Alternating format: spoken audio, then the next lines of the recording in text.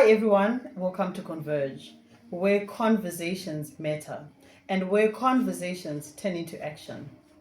So today I have one of the most powerful women in the finance industry. And I'm going to let her introduce herself, and just tell you a little bit about the areas where she's an expert in. Welcome, Chichi. Thank you. Chichi. I know. Okay, I'll try again. Welcome, Chieza. Thank you. Hi, my name is Chieza Nduli Freddy. I started my career in the audit industry, but I've progressed and moved out of audit because I really like fixing things. I'm a fixer by nature, so I moved from the other side of the fence and moved into financial management. And I've been running a growth advisory, which started as an accounting firm. I've been running a growth advisory firm for 12 years now. Oh wow, that's a long time. It's a long time. It's a lifetime. It's like raising a child. I've been running this business for 12 years, and we started small. We started really basic, offering management account services, bookkeeping, doing compliance work, in doing corporate tax, doing PAYE, running payrolls for clients, doing VATs, and just helping overall with getting people's compliance in order. But as time has progressed, we have then moved into more comprehensive financial management that we call chief financial officer services, which are like fractional services, because the businesses that we are now working with are much bigger and they need more support. They can't afford a full-time CFO, so we come in with the CFO hat as well and just help them with their day-to-day decision making, positioning of the businesses, their financial strategy, and how they run a sustainable and healthy business. Okay. So in that has now opened up a space where we really are helping businesses develop themselves and grow themselves. Yeah. If I can just ask a quick question. You said helping companies run healthy businesses. What is a healthy business? Tough question. Tough question. It's almost like a case study of business by business, but really it's just when you start a business, you have the intention of in simple terms, you want to make money. Yes, right? Definitely. So making money is often understood as revenue, right? Yes. You think about it as a top level, but the reality is money is coming in the bank. A lot of people experience this. Money comes, it hits the bank account, and immediately it leaves the bank account, right? And what then happens is when it leaves the bank account, you've forgotten to pay SARS, you forgot to pay your credit card, you forgot to pay XYZ. So a healthy business is one that's able to meet its obligations on a day-to-day basis. A healthy business is one that is turning over a profit, not just revenue. Yes. A healthy business is one that has got a healthy balance sheet in terms of who do we owe money, who owes us money, and what's the balance between those two really. Yes, which you want it to be positive. So you want your assets to be more than your liabilities. But in a nutshell, I'd say that's what a healthy business is. All right. I'm learning. See, for me, finance has not been my strong point, but I love businesses. I love starting businesses, And there's another thing that also came out as you're talking. So you said you want to balance the people that you're owing and the people that are owing you. Where is like the balance between the physical fitness and what I'm eating, right? So should I have more people owing me and I'm owing less people, or must there be more people owing me and I'm owing less? Yeah. So in accounting, we've got two terms called liquidity and solvency. Yes. Liquidity just means how much money do I have immediately available if I were to settle my immediate obligations. Yes. So that's what's in my bank account, what do my debtors owe me? That's part of your liquidity. Who do I owe money, like in terms of suppliers, right? So ideally, you want that to be 2:1. That's the ideal ratio. Okay. Right. So 2 is... for every 2 rand I have, I owe 1 rand of money. Right? Oh, okay. That's a safe. Okay. That's usually what's considered as safe liquidity, but it's not easy to achieve that. Yes. It's a very difficult thing to achieve. Hence, this is where the CFO services come in, because what we're really doing is saying, okay, we want to get there. How do You're we at get this there? point, we want to help you move to this We want to point. help you move to that point. It's a continuous process of actually trying to get there. But if you're at 1:1, you'll survive. But you want to get to 2:1. No, definitely. Yeah. Definitely. Yeah. All right. So a lot of our viewers are in that season where they're saying, I feel I need to start a business. For whatever reason, maybe because it's not working out with a 9 to 5, or maybe because they have a passion for something, or they have this amazing service or product that they want to give. So in layman terms, if someone comes to consult with you, or maybe if one of our viewers wants to start a business, or they've already started, what are the main, just like in 2-3 minutes, what are the main financial business fundamentals, or the main fundamentals that you say for any person, this you've got to learn? I would say, first and foremost, the most obvious is you need to understand your pricing. Yes. Obviously, that becomes a bit complex, because if you haven't already started, you might not understand what goes into what your pricing is supposed to entail. But this is how you then determine the rates at which you charge. Yes. And usually a good place to start is at market rates. Yes. What's the market generally charging? If you're selling a tomato, how much is a tomato on the market? Yes. If you are selling man hours for a particular service, what's the price in the industry? That's usually the best starting point, because if you don't know this information, you're either going to outprice yourself or underprice yourself. True. And then from there, you need to make your sales. And when you make your sales, you need to have some sort of invoicing system for you to manage all your customers, be it a corporate customer, a business customer, or a individual. Yes.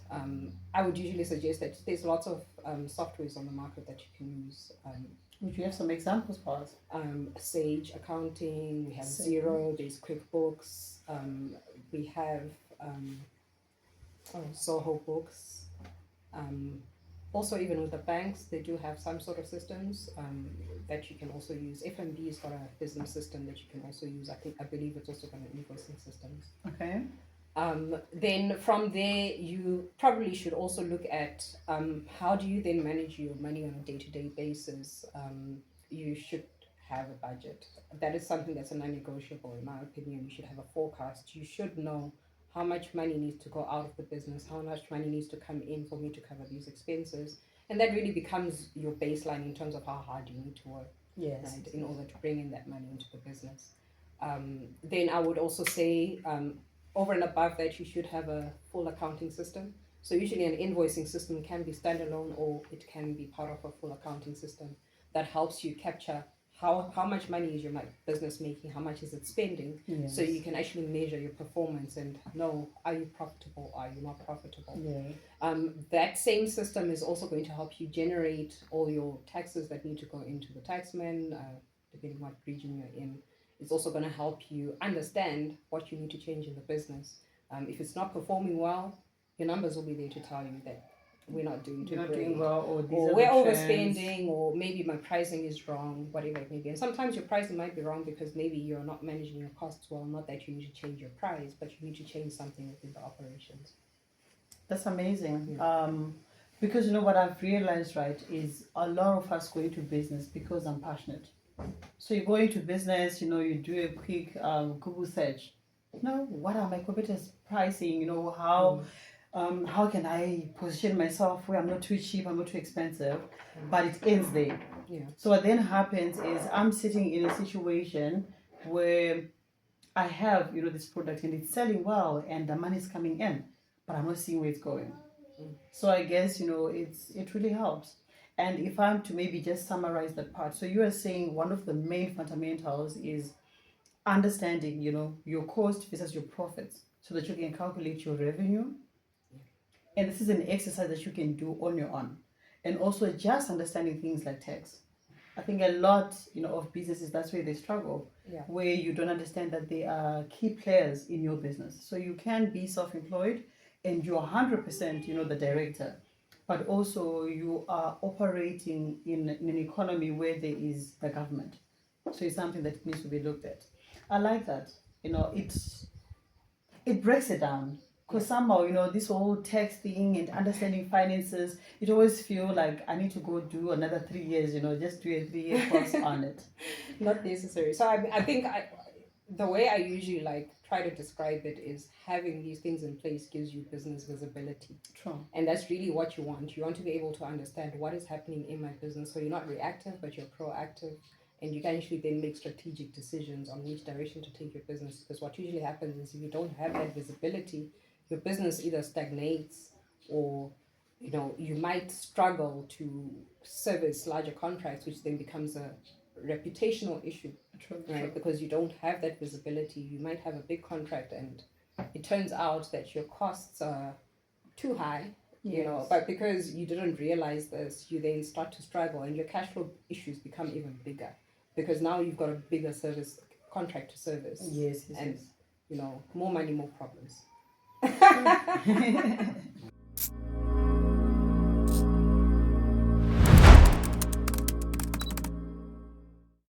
So the other thing, I understand that your expertise, is in finance, which is very much appreciated because it's an area a lot of people shy away from. I remember in high school, people had to do accounting. And I was like, I would rather do 2 variations of math to avoid accounting. Wow. I just felt like it's too much effort with numbers and I'm not really solving a problem. Like I'm just trying to find where is the gap, why is it not balancing? But obviously it came back to bite me because I then needed to have accounting for varsity. But the other area, so we have spoken about the more serious side of finance, right? But now I want us to maybe just have unpack a little bit, how do people go into entrepreneurship?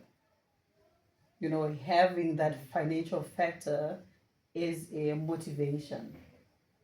What you've seen in business, because you've been in business for over a decade, and you've dealt with small companies, you've dealt with larger corporations, right?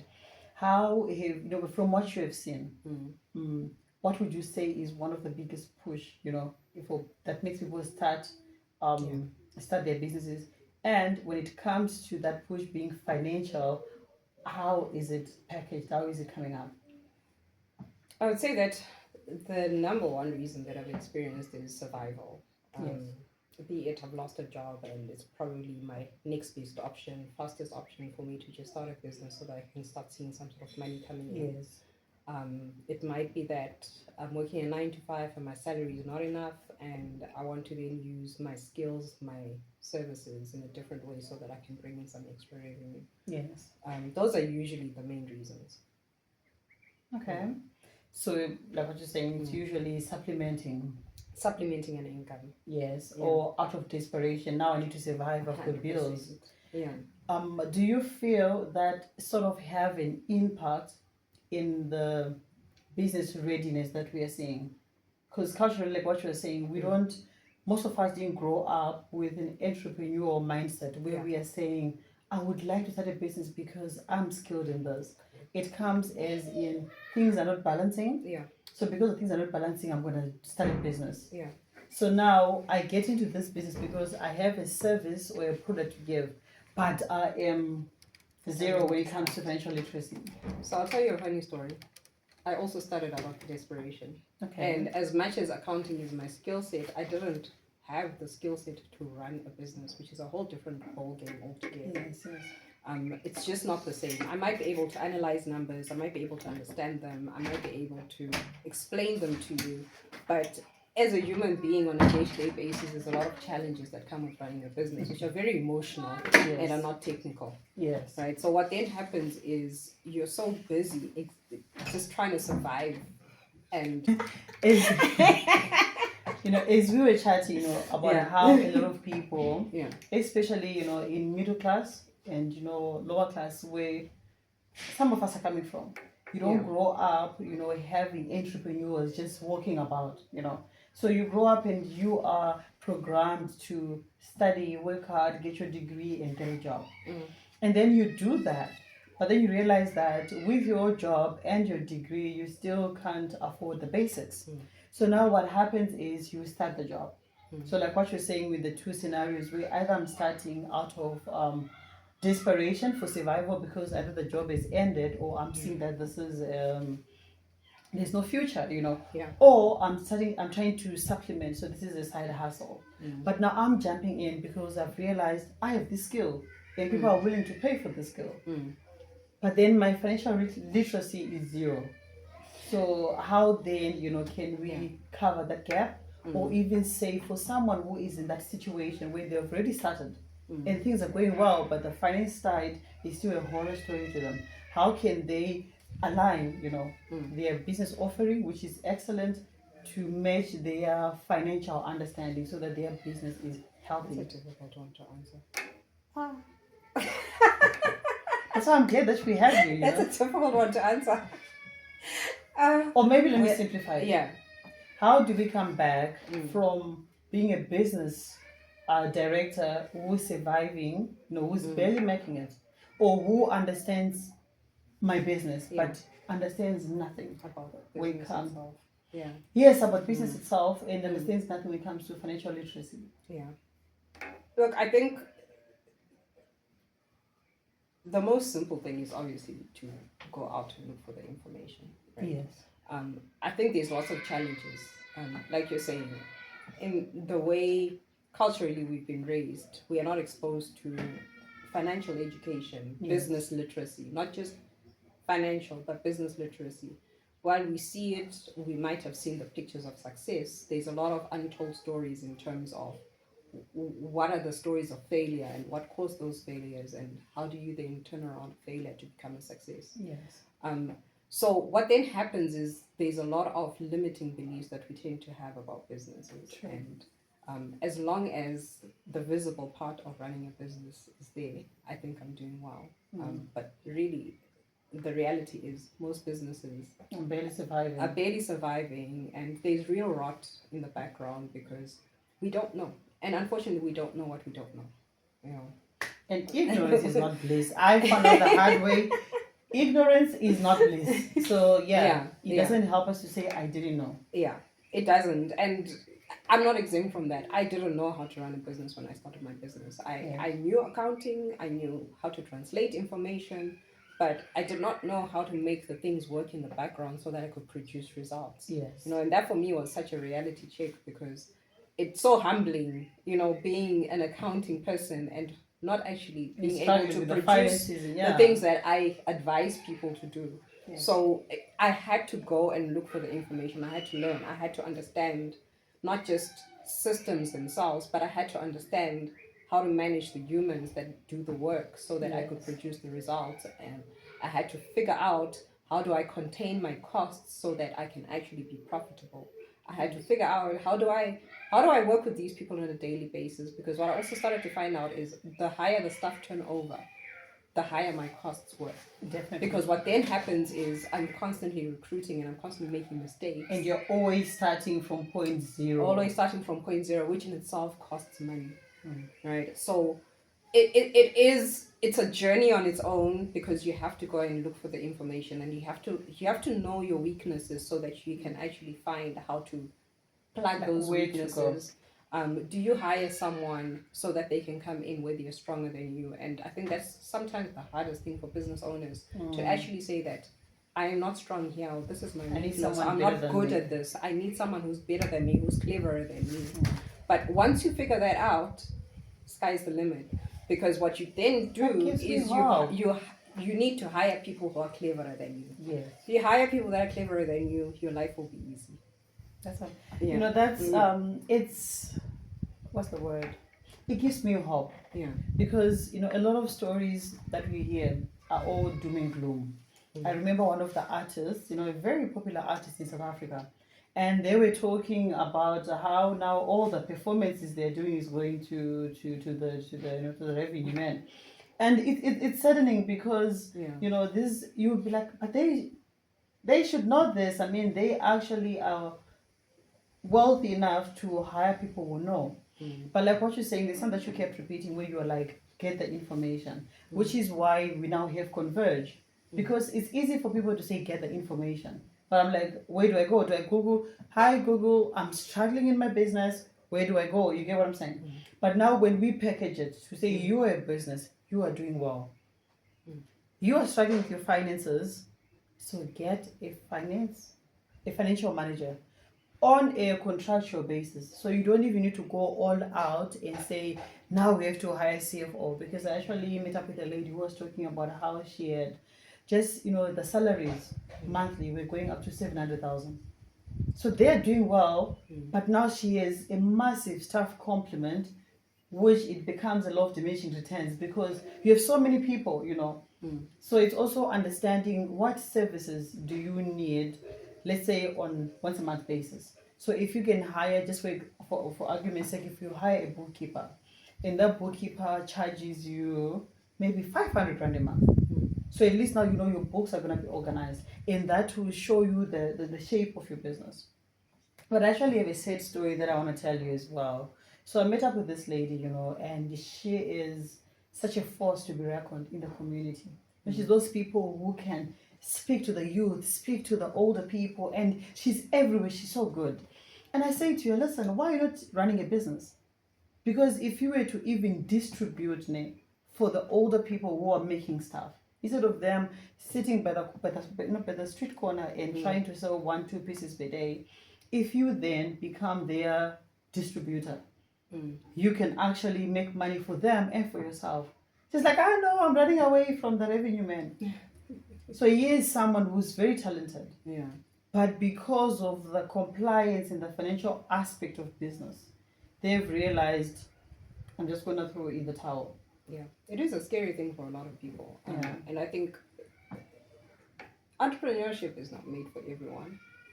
Not everyone sees the opportunity or is able to commercialize opportunities. Yes. And I think that's where the real trick is. Some people are really good at it. They do it for a living. Yes, yes.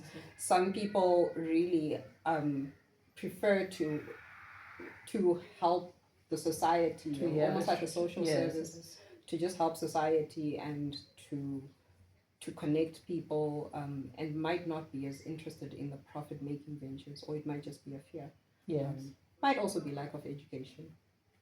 That's true. Yeah. Yeah. Where, ignorance is not bliss. Ignorance is not. Yeah. I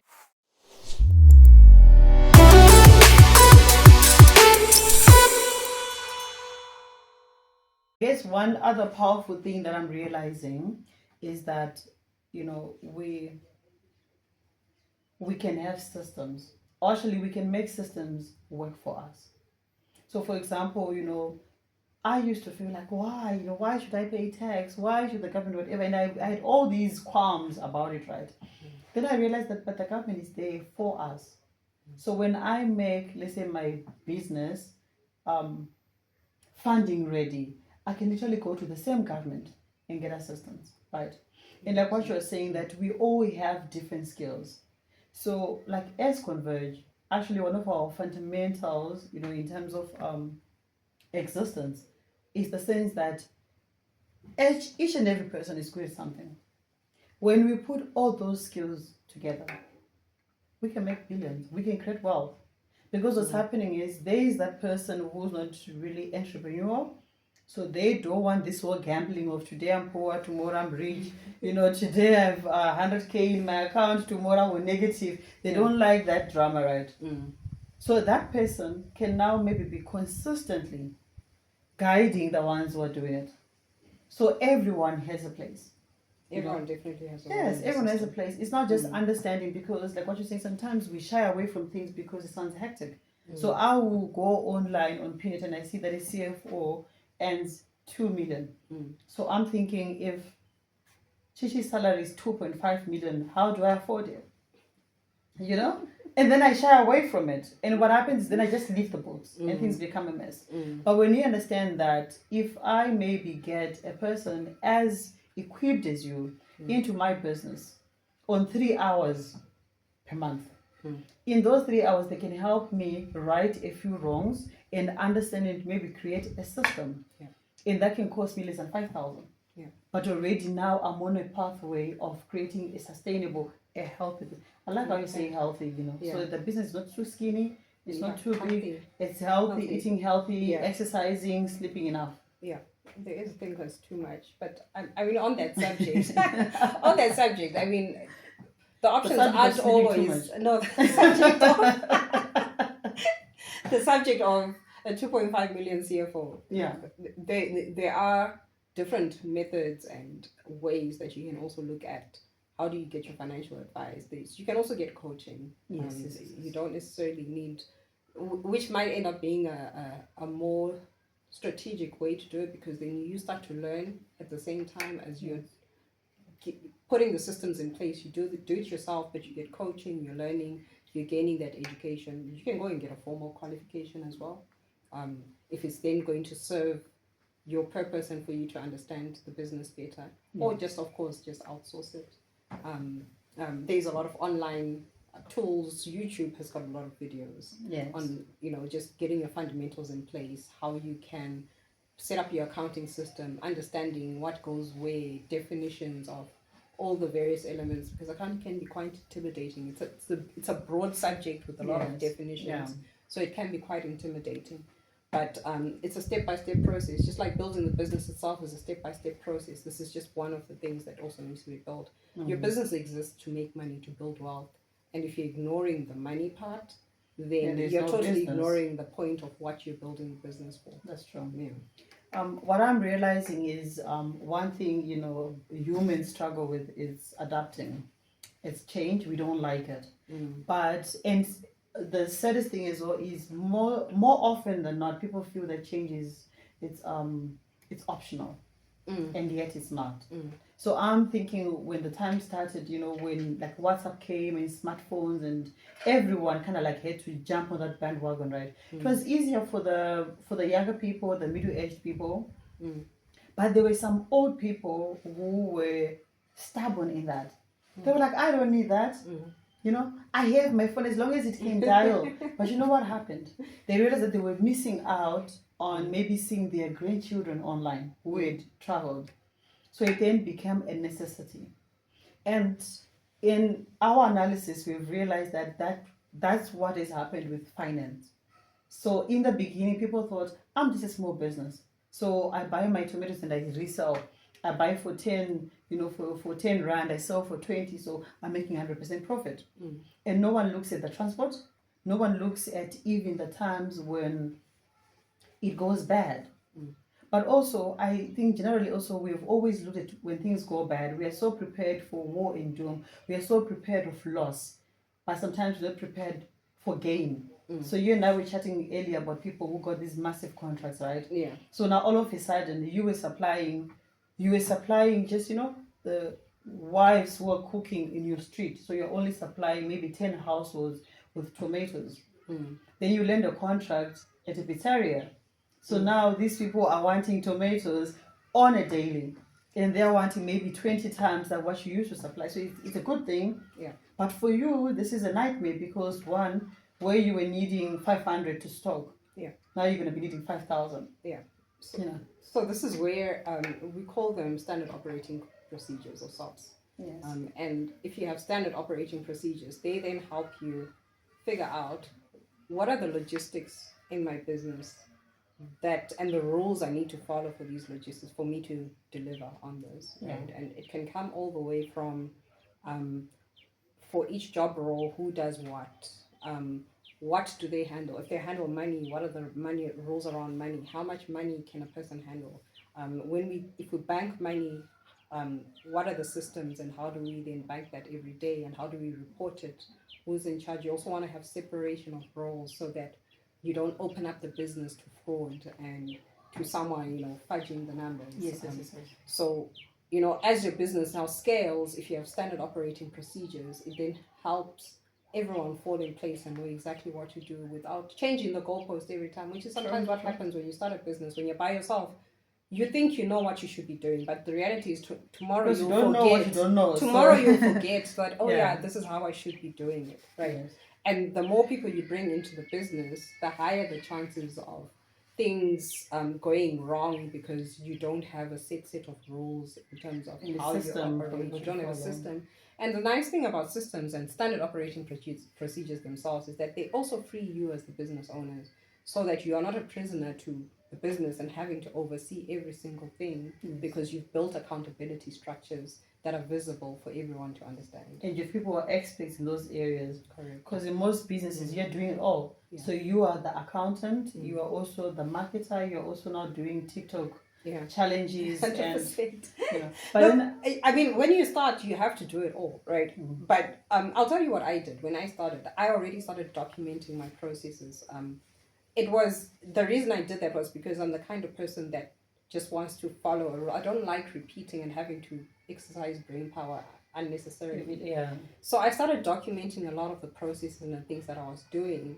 And what then that helped is the moment I started bringing more people into the business, I was able to just hand them a document and say, this is how we follow do what's bookkeeping. already been working. This is how we do business development. This is how we handle a tax case and how we dispute with SARS.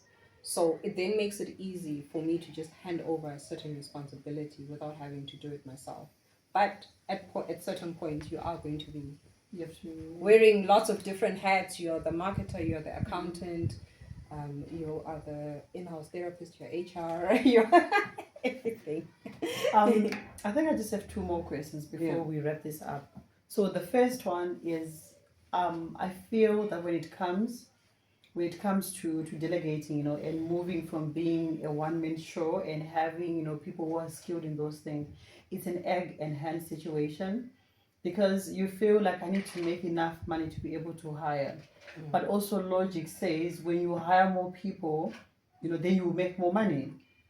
So how, what can a business look at to say, I'm now financially ready, to have maybe 2-3 additional hands in handling things? At what point do you think this can become a logical thing?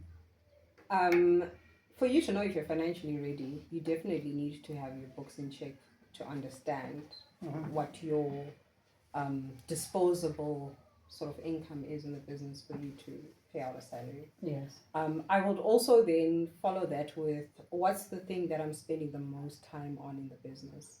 And depending on what that thing is, I would then want to hand it over to someone so that they take it off my hands, because if that thing is going to occupy them full time every day, then it makes sense for me to hire someone to take that over. Because it means already it's a sustainable process that is needed. Yeah, and usually that comes from whatever your core business is. That's usually the first role that's the most logical to hire. Sometimes you might look at it a different way, and you can then, what's the thing that I'm spending the most time on and I'm really struggling with? Yes. I remember the finance part. It can be finance. For me, it was business development. Yes.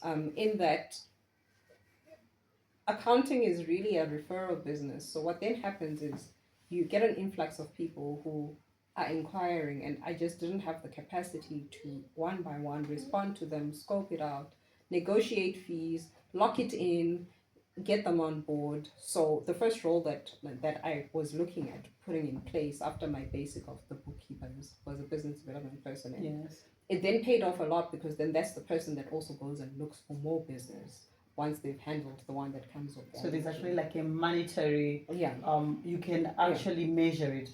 At 100%. I mean, the most difficult part of it obviously was I was then now in a position where I was really exposed, where someone had so much visibility on how much money is the business making. But it's something you have to start getting comfortable with as a business owner, is that you're going to have to expose a lot of the business to your employees. That's also where policies come into place, so that they can exercise discretion and they're not talking business at a restaurant. Things like that. People like, you're getting 10,000. We got 1 million yesterday. 100%. Yeah. And remember, that person doesn't know that you might be getting 1 million every day, but they don't know that you're spending 999,000 every day. True. Yeah. So there is a lot of dealing with people that that's really what's gonna help you learn how to delegate. Once you get comfortable with how you deal with people. It's dealing with people is not easy. Yeah. So now you're looking at different angles. So you need to deal with people, but they have to be the right people. The right people for the job. And also there's a lot of growing for yourself. Because when you're dealing with if it's just you in the business, or maybe you and your partner, you don't have to worry about discretion because you know each other. Yeah. But the moment you bring in another party, we had the same situation where you are like, if this person sees the invoice, Yeah. they're not gonna understand. But also you can't keep the invoice away from them because it's part of their job. So now you have to learn how to trust people. But in our case, it helped me to realize that most of these things we have got to be less emotional about it and more logical. So like what you're saying, have systems in place. If I have to maybe write proper contracts that will say you cannot discuss your salary with the next person, and also, just to even protect the business, so that a person cannot duplicate the invoice and start invoicing on the side. This happened to a very big corporate that I worked for, where a person realizes, oh, this is a lot of money, so then they start just doing their own invoices on the side. So it's just, having those solid systems, like for example, maybe letting each and every client know that invoices come this specific email. Or there's like a password or something for it. Just to make sure. I mean, I had also a friend who's got a school and someone managed to direct the school fees to a different account, their own account. So there's a lot of that, which what we'll do in a couple of weeks as well, we're going to have to delve deeper into things like cybersecurity. Cybersecurity, how can you be protected? And also even dealing with people, how can you have contracts that are good for your employees, but they also protect you? My last question for you is, I gave you that example about WhatsApp, right? Yeah. And the granny having to learn to navigate video calls, because when she doesn't do that, she's missing out on life. So financial literacy, in the beginning, it was it's okay, because business didn't need to be very compliant. You could just be hustling your business, just wigging your way in and still making money and surviving. But now the rules are more stringent. And you realize that financial literacy even touches on our kids, because at some point a child needs to understand that I'm writing exams. My parents are paying for school fees, so I cannot have an iPhone 17 at the same time. So how then can we make this common language? Because I see how everyone hopped onto social media, hopped onto technology, but there's still like a lot of resistance even within businesses. So for a business owner who's watching, or like someone who say this is my side hustle, and they're not even thinking of paying tax about it because they're like, it's my side hustle, no one is going to touch this. How then can what would you advise people to just make sure that financial literacy is it now becomes common talk? The truth is, it was never optional.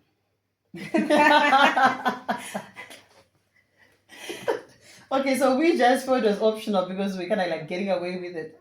If you say you want to build wealth, how are you measuring that wealth if you make your finances optional? I think a lot of businesses fall into the trap of busy being busy. Yes. Right. And as long as there is some commercial activity, we're under the impression that I'm doing well. I wake up every day from 8 o'clock until 5 o'clock. I'm busy with something. Orders, I have orders coming in. I'm paying people. I'm looking for money. I'm hustling. And I think that danger of hustling is what really gets us into that. Yes. We'll deal with the are we making money later. And in the middle of all of that, I'm buying a Range Rover. I'm buying things that I actually can't afford. Yes. Right. So the problem then becomes you only start thinking about this when the plane is up in the air. Yes. And at this point you're also carrying a lot of problems. Sorry. We spoke about it earlier on that really it's a cultural thing. We're not taught how to do business. The cultures that we come from, especially as Black Africans, we are not exposed to business. We're not exposed to making money. We are also not given financial responsibility at a young age, so you also don't know how to handle money. You've never touched money to your face salary. Yeah. You're only sent to go buy bread, come back with the change and hand it over, Yes. So the problem now happens is when we start encountering money, we don't know how to deal with it compared to our peers who are white, who have who might have come from different backgrounds, who were exposed to money. Where entrepreneur is a culture. They sat in rooms where their parents were talking deals and were talking structures and were talking how to make the most money out of a certain opportunity. So what I've found is that they tend to actually come and consult about a business before they even start the business, right? Yeah. And they want to have things in place before they even register the company. The first thing they want to do is, this is the business I want to do. What should I do to make sure that everything is in order? Sorry, I'm laughing because not that it's not serious, right? Yeah. I'm actually laughing at the logic of it. Mm. You know, so for someone who's been exposed, for them, you know, the logical thing is before I start this, just like before you take your child to a different school, you're gonna research all the school, what's the pass rate and everything. So in other communities where there's been exposure, you know, a person would check what would be the cost. How can I stay compliant? But for us, you're running with passion. Yeah. So then you hear here and there that, you know, you need to be compliant, you need to save, and you're like, you know, till maybe you lose your big deal. Yeah. So you lose that one contract, and the next thing you're bankrupt in a month. 100%. Then now we want to play catch up, so we will be more 100%. reactive than And because proactive. you haven't researched the risks of that business you're getting into, you haven't researched and or even spoken to other people in the industry You to don't actually have insurance. understand. You don't have insurance. You don't understand where your risk areas lie. How do you mitigate for those risks? And what tends to happen with some of the big deals is that you don't understand that you might only see your money in 90 days, and you're not planning for how do I then plug that cash flow, you know, because I still have to go for 90 days before I actually see my first check, you know, and that's when things can really go wrong for you, you know. And you also sometimes have to supply by yourself. 100%, and that money needs to come out of your pocket. But what people don't know is you can actually go back to your customer and you say, hey, I'm a small business, I actually can't afford this. Can you please either pay me in advance, or do you have a loan facility available? Some corporates do have that. Yes, Do you have a loan facility available for me to kickstart this contract, or can I get some sort of upfront payment before I start this? But you needed to have planned to know these things plan ahead, first. yes. And the reality is sometimes some corporates are bad payers, so you also need to plan for that. So for example, you could go to the bank and get some bridging finance, so that, you know, you can cover that gap and cover that risk that might exist. True. So how do we make it common language? That's a difficult one because small business development is not yet a mature industry in this country itself. And guess what? It contributes, Yeah. I think, between 70 to 90% of the GDP. Yeah, and the reality is the government is not yet giving adequate support for small businesses to have the tools to operate. Yes. A lot of that support is coming mostly from the private corporate development. True, that's true. Development programs, which in themselves are not really easy to get into. But a lot of them are starting to open their eyes up to finance and making finance a core pillar. So it's really about looking out for those opportunities that can actually help you.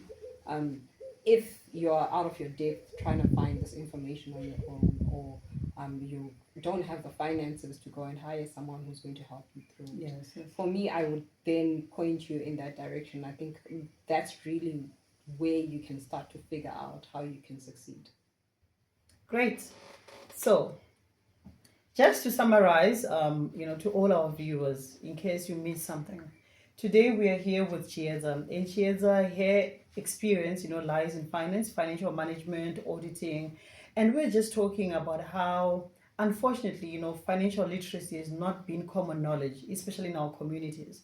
But now we are saying, regardless of whether you're a young person, when you understand how finances work, it helps you.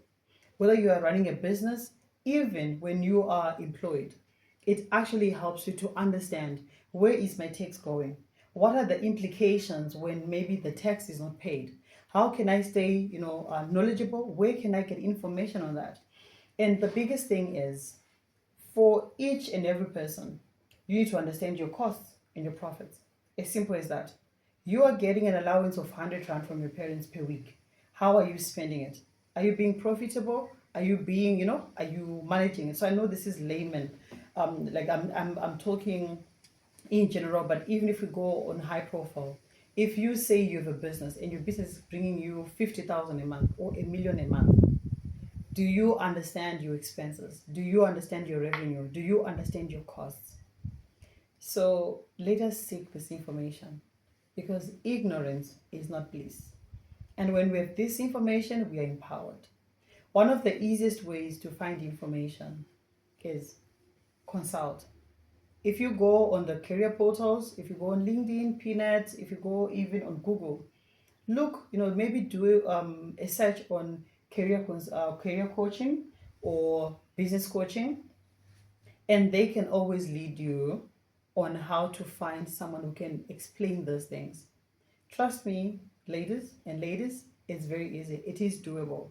I'm also one of those people who used to cringe whenever I hear about finance or taxes. I'm like, oh, this is a lot.